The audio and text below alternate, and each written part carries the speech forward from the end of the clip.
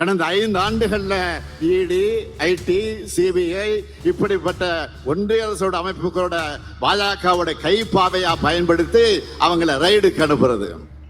நேற்று இரவு டெல்லி முதலமைச்சர் அரவிந்த் கெஜ்ரிவால கைது செஞ்சிருக்கிறாங்க. என்ன காரணம்? பாஜகவோட தோல்வி பயம் தான் ஒரே காரணம். தமிழ்நாட்டில் நம்ம ஆட்சிக்கு தொந்தரவு கொடுக்க ஆளுநர் வச்சு மிரட்டி பார்க்கிறாங்க. ஆளுநர் இந்த நிகழ்ச்சிக்கு புறப்படுறதுக்கு முன்னாடி நம்முடைய அமைச்சர் பொன்முடிக்கு பதவி பிரமாணத்தை எடுத்து வச்சு தான் நான் வந்திருக்கிறேன். யாரு? ஆளுநர். அவராக பண்ணாரா? முடியாதுன்றாரு. நாங்க விடுவோமா? திமுக காரங்க நாங்க புறப்புறப்ப சொன்னேன். இன்னைக்குதான் நான் தேர்தல் வேலையை தொடங்குறேன், தேர்தல் பிரச்சாரத்துக்கு முதலா ராஜ்பவன்ல இருந்து தொடங்குறேன்னு சொன்னேன். அவர் ஒண்ணு சொன்னார், பெஸ்ட் ஆஃப் லக் அப்படின்னு சொல்லி அனுப்பிச்சாரு. ஒன்றிய நிதியமைச்சர் நிர்மலா சீதாராமன் அவர்கள் ஆணவமா சொல்றாரு, என்ன தெரியுமா? மக்களுக்கு நிவாரணம் வழங்குறது பிச்சையா. எவ்வளவு ஆணவம், எவ்வளவு வாய் கொழுப்பு! பாஜகவில் இருக்கிற ஒவ்வொருத்தருக்கும் சொல்றேன், உங்களுடைய இந்த ஆணவம் தான் பாஜகவை வீழ்த்த போகுது.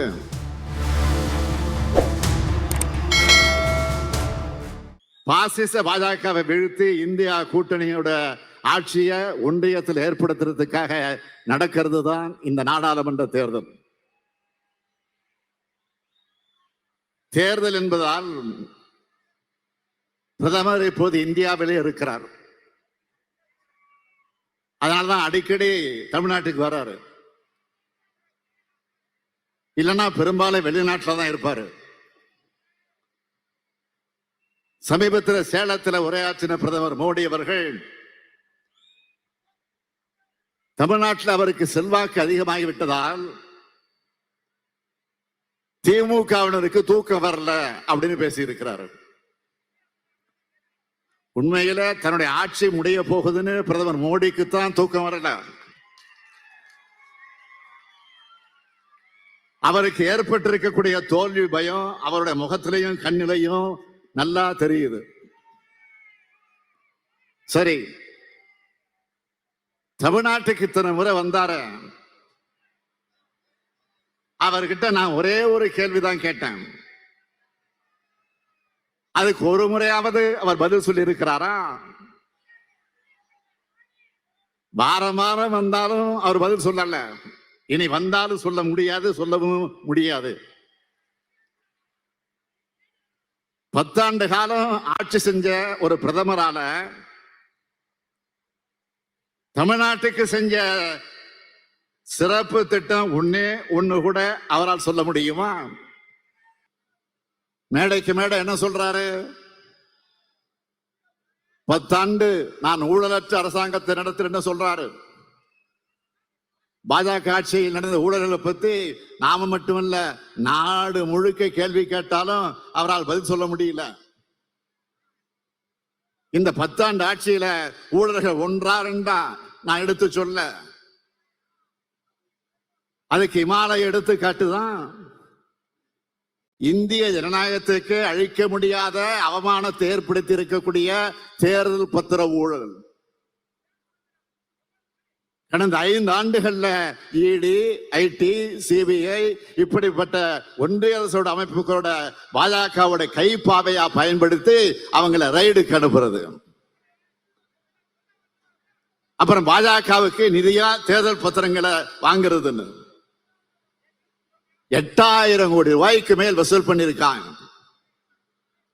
வரலாற்றிலே இப்படி வசூல் நடந்ததில்லை. அது மட்டுமல்ல, சிஏஜி அறிக்கை வந்துச்சு. பாரத் மாலா திட்ட ஊழல், துவாரகா விரைவு பாதை கட்டுமான திட்ட ஊழல், சுங்கச்சாவடி கட்டண ஊழல், ஆயுஷ்மான் பாரத் திட்ட ஊழல், ஓய்வூதிய திட்ட ஊழல், HAL விமான வடிவமைப்பு திட்ட ஊழல், 7 லட்சம் கோடி ரூபாய்க்கு முறைகேடு நடந்திருக்கிறதாக சிஏஜி அறிக்கை வெளியிட்டுச்சு. அந்த அறிக்கை மேல தக்க நடவடிக்கை எடுக்க வேண்டிய ஒன்றிய அரசு அது பற்றி வாய் திறக்கல. தேர்தல் பத்திர மாதிரியே இன்னொரு நிதியும் வசூல் பண்ணியிருக்காங்க. அதுவும் PM கேஷ் ஃபண்ட்ஸ் அதுக்கு பேர் வச்சாங்க. அப்படி ஒரு பேரை வச்சு அதை வசூல் பண்ணிருக்காங்க. அது பத்தின அத்தனை ரகசியங்களும் ஜூன் மாசம் இந்தியா கூட்டணி ஆட்சிக்கு வந்ததும் அம்பலமாக போகிறது. அதே மாதிரி ரஃபேல் ஊழல், அதனுடைய ரகசியமும் நிச்சயமாக வெளியே வரும்.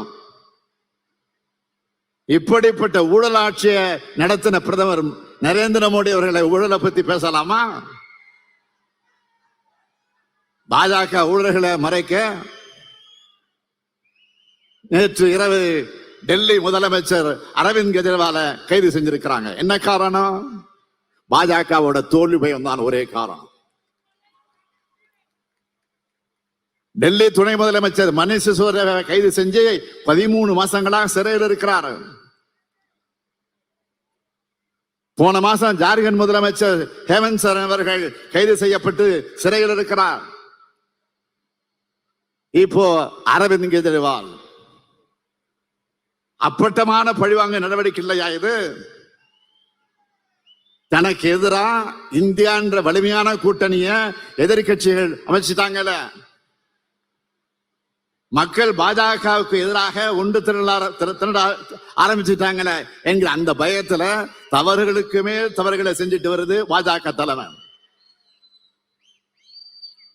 தமிழ்நாட்டில் நம்ம ஆட்சிக்கு தொந்தரவு கொடுக்க ஆளுநர் வச்சு மிரட்டி பார்க்கிறாங்க.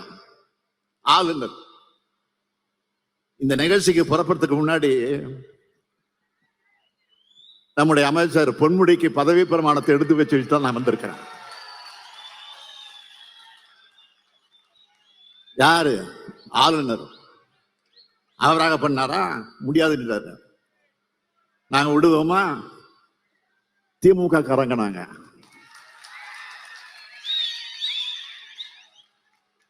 நீதிமன்றத்துக்கு போனோம். உச்ச நீதிமன்றத்தில் என்ன நேற்றைக்கு நீதிமன்றத்தில் வாதம் நடந்துச்சு. எப்படிப்பட்ட கண்டனத்தை ஆளுநருக்கு தெரிவிச்சிருக்கிறாரு தலைமை நீதிபதி. அதற்கு பிறகு இன்றைக்கு 3 மணிக்கு அழைப்பு வந்துச்சு. அந்த அழைப்பை ஏற்றுக்கொண்டு நாங்கள் நேரடியாக சென்று ராஜ்பவன்ல போய் பதவி பிரமாணத்தை எடுத்துட்டு ஒரு மரியாதைக்கு ஆளுநருக்கு பொக்கே ஒன்று கொடுத்துட்டு பரபரப்பா சொன்னேன். இன்னைக்குதான் நான் தேர்தல் வேலையை தொடங்குறேன், தேர்தல் பிரச்சாரத்துக்கு முதலா ராஜ்பவன்ல இருந்து தொடங்குறேன்னு சொன்னேன். அவர் ஒண்ணு சொன்னார், பெஸ்ட் ஆஃப் லக் அப்படின்னு சொல்லி அனுப்பிச்சாரு. ராஜ்பவன்ல இருந்து தொடங்கி இருக்கக்கூடிய இந்த பயணம் குடியரசுத் தலைவர் மாளிகை வரைக்கும் போக போகுது என்பதற்கு இது ஒரு அடையாளம். மக்களுக்கான சட்டங்களை நாம நிறைவேற்றினா அதுக்கு ஒப்புதல் தராமல் இருந்துறாரு. நாம ஒவ்வொரு முறையும் உயர் நீதிமன்றத்துக்கு போகணும்.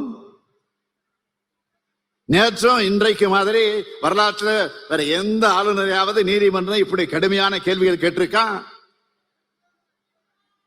அப்படிப்பட்ட கேள்விகள் நேற்றைக்கு கேட்கப்பட்டிருக்கு.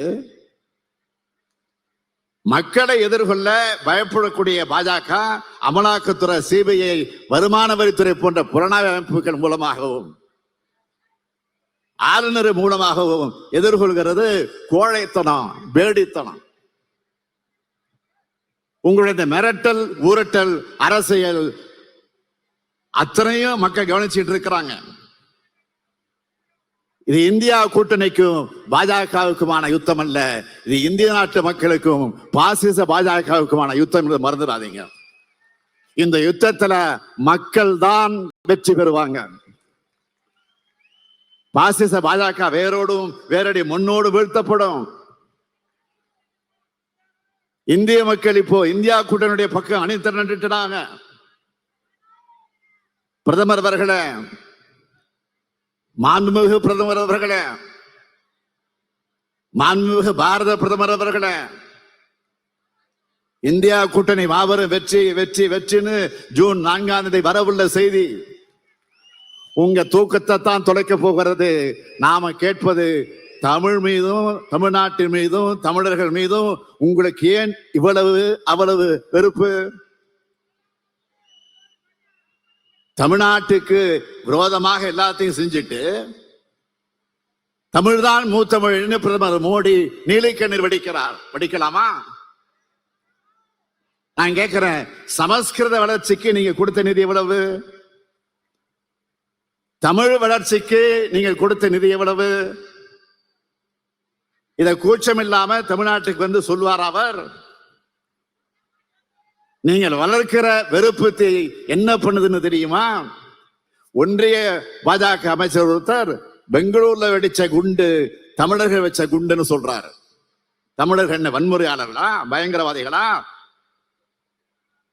நான் கேட்கிறேன், தமிழ்நாட்டு மக்கள் எப்படியெல்லாம் நீங்கள் கொச்சைப்படுத்தி இப்ப பேச ஆரம்பிச்சிருக்கீங்க?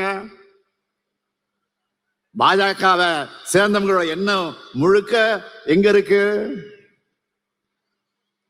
பாஜக மக்கள் கிட்ட இருந்து சுரண்டுமே தவிர மக்களுக்கு எதுவுமே செய்யாது. அதனாலதான் மக்கள் இயற்கை பேரிடரில் பாதிக்கப்படும் போது நம்மளோட நிதியிலிருந்து நாம தரோம். அதையும் மனசாட்சி இல்லாம கொச்சைப்படுத்தி அதுல ஆனந்தம் அடைகிறது என்ன மாதிரியான அரசியல்?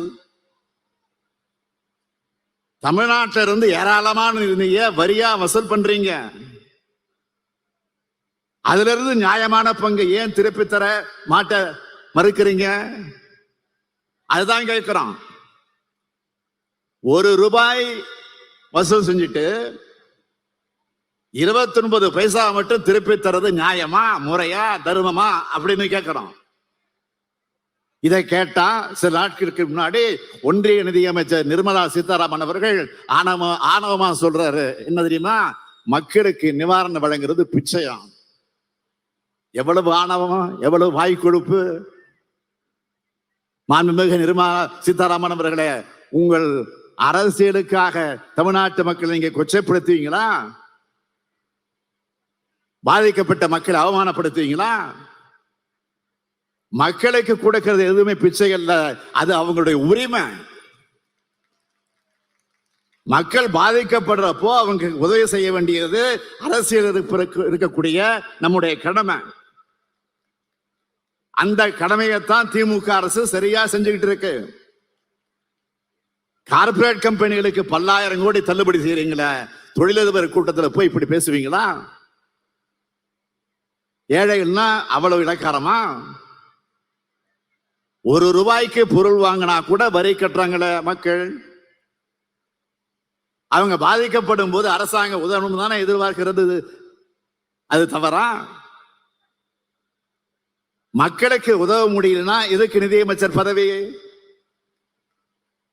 பாஜகவில் இருக்கிற ஒவ்வொருத்தருக்கும் சொல்றேன், உங்களுடைய இந்த ஆணவம் தான் பாஜகவை வீழ்த்த போகுது. இப்படிப்பட்ட எதிர்கட்சி சர்வாதிகார பாஜகவை தமிழ்நாட்டில் இருக்க பழனிசாமி கண்டிக்கிறாரா? நம்மள மாதிரி விமர்சனம் செய்கிறாரா? எங்காவது கண்டிச்சு அறிக்கை விடுறாரா? குடியுரிமை திருத்த சட்டத்துக்கு ஆதரவா வாக்களிச்சிட்டு சிறுபான்மையினர் நலன் பத்தி இப்ப பேசுறாரு பழனிசாமி. அவருடைய 2 கால ஆட்சியை நீங்க எல்லாம் மறந்துட்டு இருப்பீங்கன்னு தப்பு கணக்கு போடுறாரு பழனிசாமி. தூத்துக்குடி துப்பாக்கி சூடு, கொடநாடு கொள்ள தற்கொலை, மர்ம மரணங்கள், பொள்ளாச்சி பாலியல் வன்முறைன்னு பழனிசாமி ஆட்சியோட அவலங்கள் நீண்ட பட்டியலை போடலாம். ஊழலுக்கு படிஞ்சிருக்கக்கூடிய அவருடைய கரங்கள் அவரை காப்பாத்திக்க பாஜகவுடைய கூட்டணி வச்சுக்கிட்டு பாஜகவுக்கு பாதம் தாங்கியாக இருந்துட்டு பாஜக தமிழ்நாட்டுக்கு அத்தனை துரோகங்களையும் அத்தனை துரோகங்களுக்கு துணை நின்றுட்டு அதற்கு லாலி பாடியவர் பழனிசாமி. இப்ப அதே பாஜகவோட கதை, திரைக்கதை, வசனம், டைரக்ஷன் அப்படிங்கிற பேர்ல கள்ள கூட்டணி நடத்திக்கிட்டு இருக்காங்க. கள்ள கூட்டணி நாடகத்தை பழனிசாமி நடத்தக்கூடிய நாடகம் விரைவில் முடிவுக்கு வரும். பாஜகவின் பாசிச எண்ணங்களும் முடிவு எழுதப்படும். இதெல்லாம் நடக்க நம்மோட இந்தியா கூட்டணி ஒன்றியத்தில் ஆட்சி அமைக்கணும். அப்போதான் நம்முடைய இந்திய நாட்டையும் இந்திய அரசியலமைப்பு சட்டத்தையும் நாட்டின் பன்முகத்தன்மையும் சகோதரத்தையும் காப்பாற்ற முடியும். இந்தியாவுக்கு ஒளிமயமான எதிர்காலத்தை உருவாக்க காத்திருக்கும் இந்தியா கூட்டணி கட்சிகளுக்கு வாக்களிப்பீர்னு உங்களில் ஒருவனாக உங்களுக்காக உழைத்த தலைவர் கலைஞரின் மகனாக கேட்கிறேன். திருச்சி மற்றும் பெரம்பலூர் நாடாளுமன்ற தொகுதிகளுக்கான வேட்பாளர்களை அறிமுகம் செய்ய விரும்புகிறேன். இதோ திருச்சி நாடாளுமன்ற தொகுதியினுடைய வேட்பாளர், ஈழத் தமிழர்களுக்காக சிறைபலகண்ட திராவிட இயக்கத்தினுடைய போர்வால் என்னுடைய 6 இரண்ணன் வைகோ அவர்களுடைய அருமை மகன் துரை வைகோ அவர்களையும், பெரம்பலூர் நாடாளுமன்ற தொகுதியினுடைய வேட்பாளரா திருச்சிய தீரர்களின் கோட்டையா உருவாக்கின உழைப்பின் அடையாளம் என் ஆரோக்கிய சகோதரர் கே நேரு அவர்களுடைய மகன், அவருக்கு உதயசூரியன் சின்னத்துல போட்டியிடக்கூடிய அவருக்கு அருள் நேரு அவர்களுக்கு நீங்கள் ஆதரவளித்து வெற்றி பெற செய்ய வேண்டும் என்று வேண்டுகோள் வைத்து அந்த 2 சிங்கங்களையும் உங்களிடத்தில் நான் ஒப்படைக்கிறேன். அவங்களுக்கு பெரும்பான்மையான வாக்குகளை அளித்து உங்களுடைய குரலா உங்களுடைய பிரதிநிதிகளா இந்த 2 இளம் சிங்கங்கள் நாடாளுமன்றத்திற்கு அனுப்பி வைக்க வேண்டிய கடமை, ஜனநாயக கடமை உங்களுக்கு இருக்கு. இந்தியாவை காக்கும் வெற்றி பயணத்தை திருச்சியிலிருந்து தொடங்குகிறேன். புதிய ஆட்சியை ஒன்றியத்தில் அமைப்போம், ஒளிமயமான இந்தியாவை உருவாக்குவோம். ஏப்ரல் 19ஆம் நாள் நீங்கள் அளிக்கிற வாக்கு புதிய இந்தியாவை உருவாக்கக்கூடிய வாக்காக அமையும். திருச்சியின் வெற்றி வரலாறு துவங்கட்டும், துவங்கட்டும், துவங்கட்டும். நன்றி, வணக்கம். மின்னம்பலம்.com தமிழின் முதல் மொபைல் பத்திரிகை.